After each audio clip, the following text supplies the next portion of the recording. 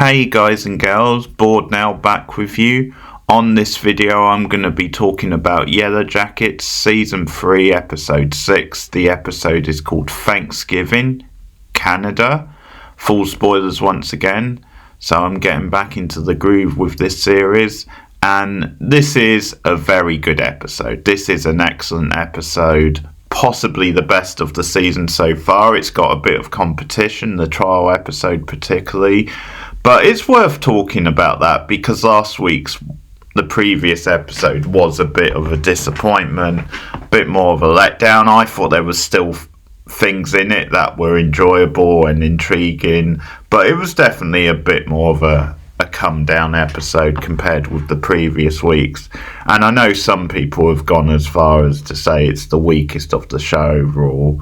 That's debatable. I certainly don't think it was as bad as some of the people were making out, but I can see where they are coming from with that. But this gets things right back on track. Lots of exciting stuff in this episode, some good stuff in both timelines. It's a very emotional episode at times with certain scenes, and also it reinvents the wheel once again. It sets up a new status quo for the show moving forward, which is very exciting. The ending is very exciting and something I didn't really see coming. I do have a slight nitpick with how it ends at the very end, but I'll get to that when I get to that. But no, it's a very strong episode, this one, and it's the one which is going to really change things up again in a way that maybe those who were starting to kind of get a bit fed up with certain things about the show and question it, are they losing the plot here? Is there really a plan? I think it should appease some of those people. It does seem to have turned things around again quite nicely, and once again showing you why Yellowjackets is such a good show. So I will start in the adult timeline, which I did enjoy much more this week. We get a very punchy opening, really, a really strong opening where it's straight down to business, because Shona, who has the Queen of Hearts in her head still, I love the fact that it haunts her, she gets back at 2 a.m. in the morning to a surprise Jeff, who of course doesn't know the news about Lottie's death, so Shona fills him in. Unfortunately, Callie, who was getting closer to Lottie, overhears this, starts freaking out. By the way, this scene I think could have been in last week, because we talked about last week having too much filler at times and a lack of Jeff and Callie, which didn't feel quite right. It felt like maybe you could have had them in at least one scene, and I think this scene could have been in last week's, and maybe we cut down some of the filler. But anyway, Callie goes to a drawer and shows her mother the tape which was delivered to the house a few episodes ago. So this makes Shona more convinced than ever that someone is trying to kill them. She repeats that she was locked in a freezer. You had the whole thing with the brakes, which is still a little bit of a mystery. So change of plans. Let's pack our bags. We're going on a road trip. So I really love that's a nice strong hook of an opening. And it's also clever, this, because at first I questioned why they wouldn't try and find out, why Shona wouldn't try and find out what was on the tape first. It's almost like she just kicks into action, like her instincts are, we need to get away from here. But also it does make sense because it's the modern day and this is an old-fashioned sort of tape. So I do like Shona's thinking in this episode. I like the fact that she thinks the best way is to get them to safety and then formulate a plan. So that's pretty smart thinking from Shona. Later on at the hotel, we do get a really sensitive Jeff and Shona scene. And Jeff is one of those characters I've really warmed to a lot since season 1. He came on a lot in season 2, and once again, a scene like this I think shows that he does care for Shona. It's quite a sweet little scene. He comforts her, says he will go out for food, And although it's a nice scene, it does turn out to be a ploy by Shona as a way to get Jeff out of the room so she can ring Thaisa. So it turns out she wants to talk to Van, actually. This is perfect because Shona wants to know if Van has the equipment to play a specialised old-style cassette, which may be linked to the characters introduced later in the episode. Van marks out because of course she does, saying she's the girl for the job. Shona insists it's an emergency, so no, it can't wait a few days. I'll do Misty's plot later because her plot is more disconnected from the other plots which do cross over. So Ty and Van are treating themselves to a health spa, or at least Ty is. Van is concerned about her girlfriend indulging in luxuries and going to town on room service instead of mourning Lottie's loss or trying to find the killer. I can see where Van is coming from, and she's probably right to be concerned given we know what we know about Ty, but at the same time people do deal with these things in different ways, but Van definitely right to be concerned. Taking charge, Van clears the room of the waiters and insists Ty gets dressed and go and help Shona, who she says is unravelling, and it's a great Lauren Ambrose moment. Later, Van unpacks the box with the tape and a phone mysteriously starts ringing. When she answers, she hears Ty's voice asking for help. The most likely answer is that this is the good persona of Ty trying to break free and get through to Van. It's really good, haunting stuff. It could also be a clue to Shona's mystery stalker, or even Lottie's killer, which may be the same person, of course. Shona gets a call from Van saying she's got the tape working and they need to get together. Jeff and Callie want to come along with her to find out. Shona hugs both of them, saying she hasn't always done the best job by then, as in protecting them, but now she wants to keep them safe. And by the way, despite the fact that a lot of times Shona does come off as very selfish and that she's got her own agenda and acts like the opposite of this, I think this is a true moment. I think she does mean this, at least in the moment. Shona meets Van and Ty. The tape reveals mostly some girls screaming, but there is other stuff on the tape which will be revealed soon. Shona sees this as a threat towards her. She also finds out that Callie has been recording her. She abruptly leaves the car, and Van's what the fuck reaction is great. Lauren Ambrose again killing it in this episode. Shona rips into Callie when she returns to the hotel, basically saying if you want to be an adult you have to behave like one, saying she can't trust her. Now I get why Callie did what she did, and it's very understandable considering everything, and she's a teenager, but I can also see why Shona naturally as a mother is a bit pissed here. When Van and Ty are in bed later at night, Ty appears to be having a nightmare and wakes up abruptly in an intense trance before finally recovering her consciousness. Van's concern grows. Dark Ty is growing more powerful. Uncharacteristically, Misty has the weakest plot in the adult timeline this week, in my opinion. Maybe partly because it seems a bit disconnected, and a lot of the best Yellowjackets, especially, well, in both timelines, is like them as a group, especially in the adult timeline, I would say. But it still has some fun stuff anyway, like when she drops Lottie's fingernail samples off to her bitch at the lab, Misty playing the game. Yeah.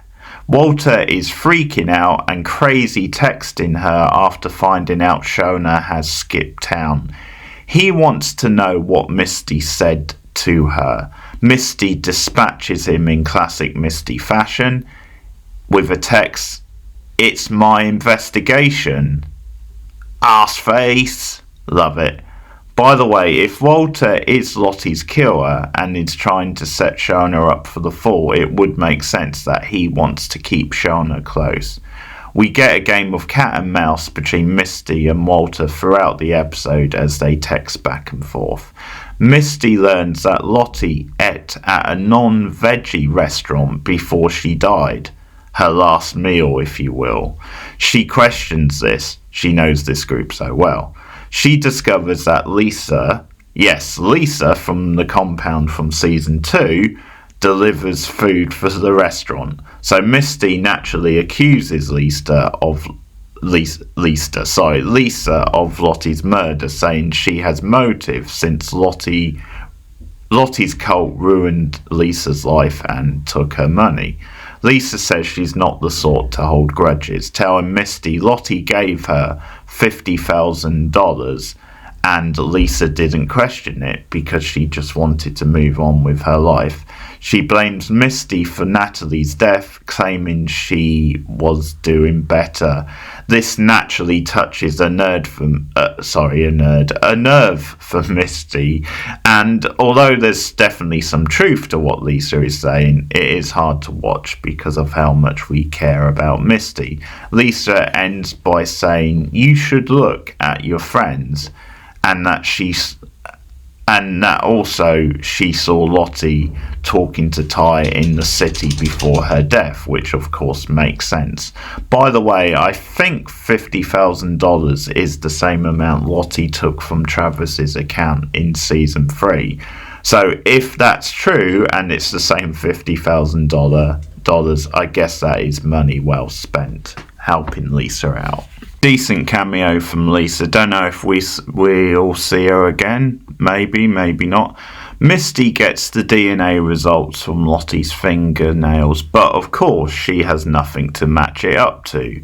So it seems like she might have to work with Walter after all, as he has something to compare it with, which must be Shona's hair sample, I'm guessing, which he took last week. Misty is on her way to joining the other Yellowjackets, so that's a good setup for next week. And as I said, it's so much more fun when they are together as a group.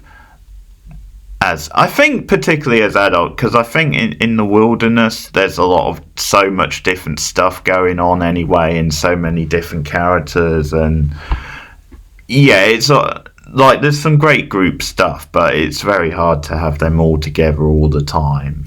Whereas I think there is something satisfying about having these core 3 or 4 characters together, and at this point they've just got so much great chemistry, and some of the best scenes in the present timeline comes from that.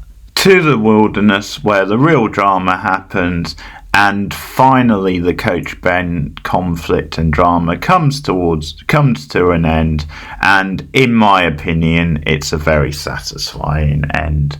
So Natalie has been bringing him food, but Ben is on the last straw. He's just given up all hope. He doesn't want to live anymore, knowing what his fate is likely to be. He doesn't want to suffer anymore, even though they've decided to keep him alive. Natalie tends to his wound, says it's not infected at least. But there's a great conflict here because he wants her to deprive him of food, going on a hunger strike, and that's as a way to try and force her to kill him. Like, just end it. Why don't you let me fucking die, he says very intensely. And Natalie is wrestling with this throughout the episode, and it's really fitting that it is these two characters, because they have had a little bit of a bond really ever since the first season. And there was the whole thing last season where Coach fled the whole camp and fearing for his life. He said, "Natalie, you're not one of them, really." The back and forth between them is really great drama. Powerful Sophie Thatcher, it just keep more determined, saying eat, like just staring him intensely in the eye, like eat. Coach tries to prod her, trying to claim, I did it, I burnt down the cabin. He's going into all the details, supposedly she's challenging this and that.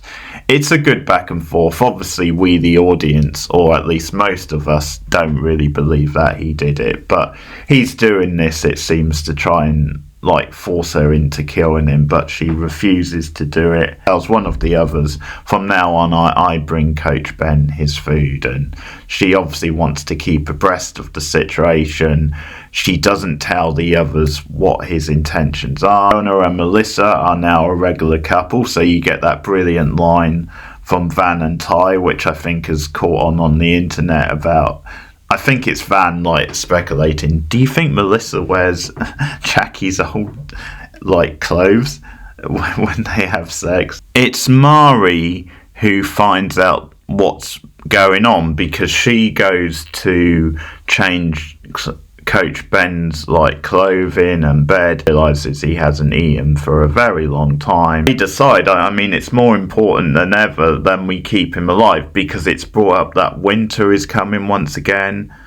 He is the bridge out of here, so with winter on the horizon, more than ever we need to try and keep that alive. And that's a good line from Natalie actually earlier, which I forgot to bring up, but a line where she says, I'm not letting you give up hope, and I'm not letting the hope die that we might get out of there. And it's an interesting episode from that point of view with Natalie, because most of the others are convinced that he is the bridge home. She's questioned that throughout. She's questioned, is it just the humane thing just to let him go? And she also questions if he is really the bridge home. She points that out to the other, then she's not totally convinced. Kira, because of things that the stakes getting raised, she wants to be certain that her vision was true. So she goes to Lottie and they both agree, well, let's go back to the cave. She has a vision, but a vision which is fragmented, and it's of a bear, and it's all kind of blurry. This is one of those few scenes in the episode that feels a little bit Phil, where it doesn't really achieve that much. I guess it's maybe just to confirm that there's no other signs really for Akira, really, that maybe it reinforces this idea of Ben may well be the bridge home. But it's just one of these trippy kind of scenes once again, and Akira kind of has a panic attack and comes out of it. Misty says to Natalie, I can make Coach Ben see sense, and this again is perfect, because Misty probably trusts him the most of any of the girls, and he probably trusts her the most. Well, her and Natalie just refuses to listen, so you get this really uncomfortable, unsettling, but really well done scene of the Yellowjackets, 3 of them in particular, including Misty, which is a little bit surprising. I think it's Misty, Van, and probably Melissa, but they're under the tribal kind of masks and the headdresses, and they basically force feed him. It's a very uncomfortable but well done scene.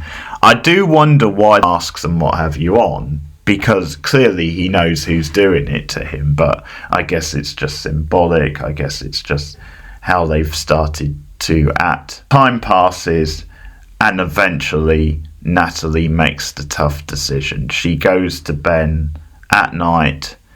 He's pleading with her once again, and eventually she does it. It's not an easy decision. She gets very emotional doing it, but she kills him. She stabs him closely. It's a very intimate moment. It's very well done. Natalie walks out with blood on her face, and they all start reacting. What have you done? And it hits Misty the hardest. She starts screaming. She goes and finds Ben's body. She starts screaming, murderer, murderer. And it all kicks off. And no surprise, Natalie is now public enemy number 1. And Van has a very good line about, that wasn't your place. That wasn't your decision to make. Because Natalie's trying to justify it by saying he was desperate, he was on the verge, it was the humane thing to do. And Van does have a point, even though I can see Natalie's perspective too, because Natalie was doing the humane thing, and it very much goes to her humane way of thinking. Because at the end of the day also, even though Coach Ben being alive might benefit the Yellowjackets and potentially getting home, which would mean he in theory got home too, but that's all. Who's to say they still wouldn't turn on him at a later date and decide to kill him off? Because it benefits them in the long run. Does it benefit Coach Ben? And is it the humane thing to do? Misty saying her emotional goodbye to Ben and giving him a kiss is another really beautiful and nice touch. And it's a changing of the guard. It's something we've been building up to a bit this season, that Shauna becomes the leader. Basically, they crowned her the new leader because they feel that Natalie has betrayed them. It's Mari who makes the decision in a big character moment for her, because there's an interesting scene with her and Natalie later where she basically blames Natalie and says what you did was wrong, that just wasn't right by us. But it's quite a somber mood from Mari, and I guess it's maybe that's just she's very upset that they've maybe lost their opportunity to get home. At the same time, I sort of read the scene a little bit of Julie is respecting Natalie. I just got that impression that maybe she was thinking something a little different from the words she was saying, but then because of how she acts in the episode, I'm not sure that's quite true. And I think in some ways Mari has become a little bit bitter because of her experience with Coach Ben in the cave.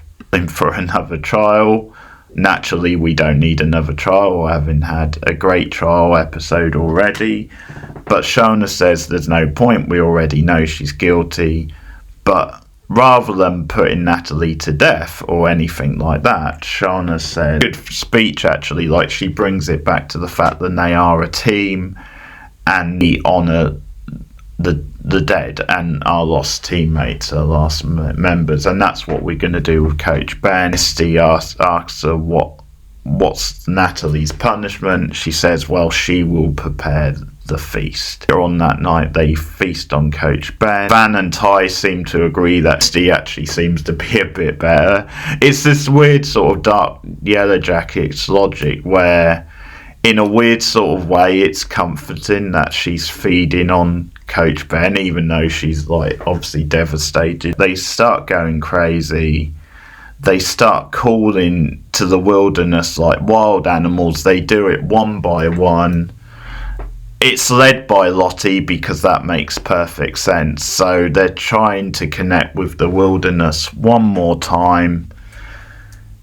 And yeah, they just go all wild. It's really freaky and scary stuff. Now, it's funny looking at certain people's faces because Natalie is definitely reluctant. I think she might be the last one to do it, but she does it eventually, but she's reluctant. So I think it's that idea of you have to follow the leader almost. You have to follow the group. It's that sort of mentality sort of thing where she feels like, yeah, it's at my peril maybe if I don't engage in this activity. Where is this going and where is it going?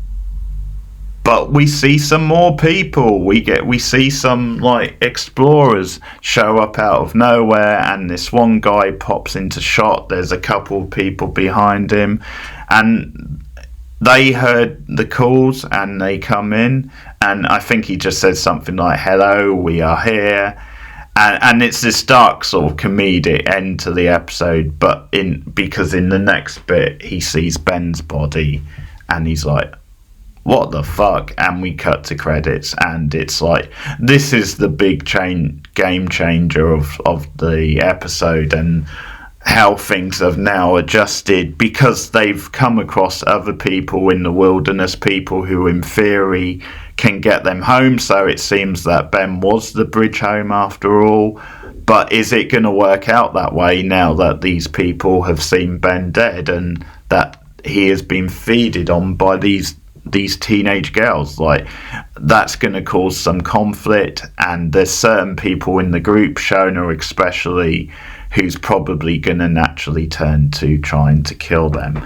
So it's an exciting end. It's a great cliffhanger. It readjusted the status quo, brings up all these other questions about, are they going to get home now, or how close are they to getting home? Maybe like the wilderness in its own way was bringing the two halves together, like that's something the wilderness was orchestrating, but I'm not too sure. It could be just then the two groups came together because these people were backpacking at the time and they heard the cry. It sets up a lot of really interesting, meaty things and a lot of like decisions, big decisions that the group now has to make. So I do have a small nitpick. It's from a very like weird, dramatic, like tense scene, and then it just ends on a little bit of a comedic, like it's dark comedy for sure, but like it's just him saying what the fuck because he sees Coach Ben's body, and I feel that just felt like a little bit jarring, just as a way to be like, okay, let's hit the credits, this is the real sort of cliffhanger. But it's not a big complaint because it is a very good ending and it's something I didn't see coming.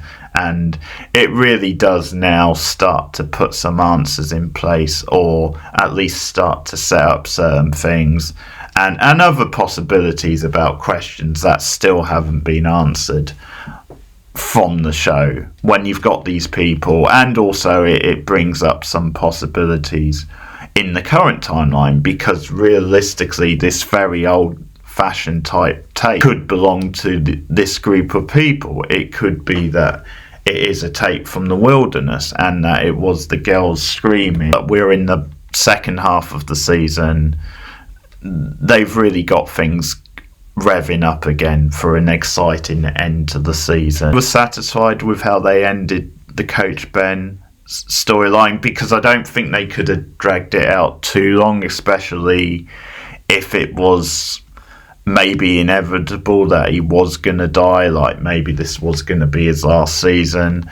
You could argue they could have dragged it out to the end of the season, but I think they did give him a good send-off. I think the stuff with Natalie was very good. We got some emotional stuff with him and Misty, and I think overall it was very well done in this episode, and it was the right time probably to kill him off. It's a little sad that it had to happen. He will be very much missed.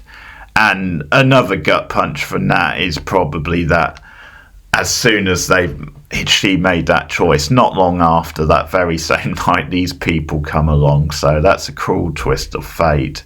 But we'll have to see how it plays out, because of what they've discovered. I don't think it's going to be like quite that simple. But that's Yellowjackets episode 6 of season 3. I really enjoyed the episode. Let me know what you think of it in the comments below. But thanks for listening. Let me know what you think once again. See you guys soon. Bye.